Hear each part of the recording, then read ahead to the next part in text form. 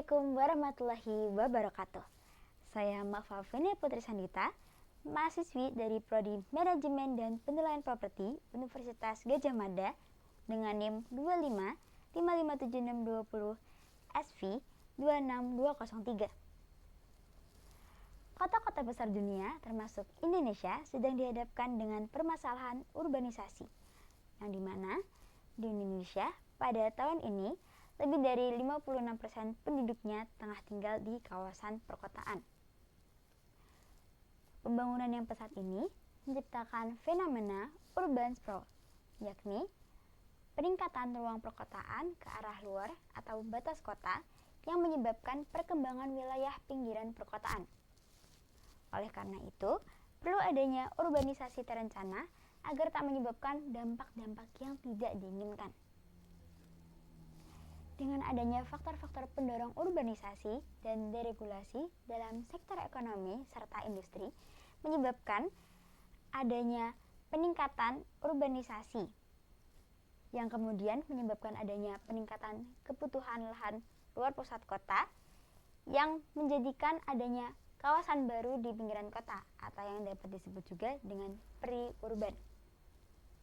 Seperti yang setelah saya sebutkan sebelumnya, tanpa adanya perencanaan yang matang, laju urbanisasi tak terencana dapat menyebabkan masalah-masalah seperti pemukiman kumuh, kemudian peralihan lahan sawah menjadi perumahan yang tidak terkontrol, kemudian kemacetan, kesenjangan infrastruktur, polusi, bahkan kekurangan hunian.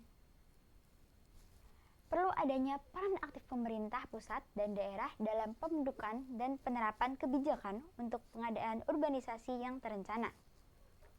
Pemerintah melaksanakan perannya dengan Menteri Perencanaan Pembangunan Nasional Bapak Rahmat Pambudi mengatakan keberadaan dokumen Kebijakan Perkotaan Nasional atau KPN 2045 menjadi strategi mengubah urbanisasi menjadi kesejahteraan.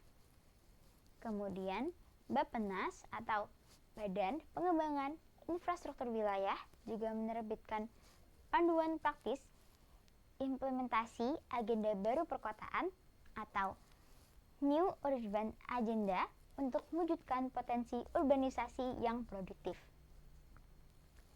Ada pula kebijakan-kebijakan yang dapat digunakan ke depannya terkait dengan perencanaan tata ruang dan urbanisasi, yakni yang pertama, dengan mendorong kerjasama antara pemerintahan daerah berdasarkan wilayah fungsionalnya, lalu melakukan pemerataan fokus pembangunan dan perencanaan kota di semua daerah, sehingga tidak hanya terpusat di Pulau Jawa saja, lalu melihat potensi tiap daerah dan berfokus mengembangkannya menjadi pilar ekonomi tiap daerah, dan juga dengan memperkuat peran kota kecil atau desa dalam pembangunan kewilayahan, serta memadukan rencana sistem transportasi ke dalam seluruh rencana perkotaan dan wilayah untuk memudahkan akses mobilitas dalam tiap masyarakat.